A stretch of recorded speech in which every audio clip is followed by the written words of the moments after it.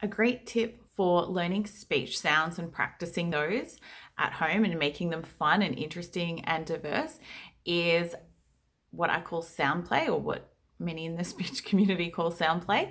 And that includes things like games and activities with a particular sound. So let's say you're working on, for example, S, which is quite common. Child might have a lisp, or they may be saying S differently, and you're wanting to practice that clean, crisp S sound.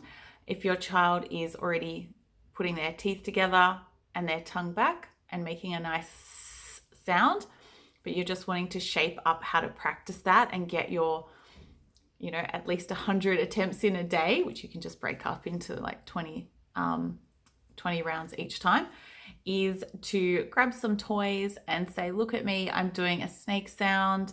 You might be in the bath, and before you blow the bubbles, you might make 5 or 10 snake sounds.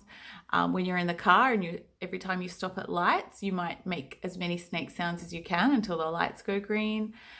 Just different ways to break it up. And if you're leading it, and just remember, the more engaged you are, the more excited you are, children will follow your lead.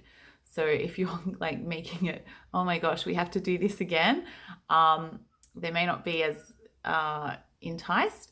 But if you're like, I've got a snake, I've cut my jelly snake up into 10 little pieces, let's see how many we can do, and making it creative, they will definitely be on board. If you do find that they are a bit burnt out at a particular time or tired, that's okay. Pack away that game and bring it out later. You'll be very surprised just how quickly they might jump on board.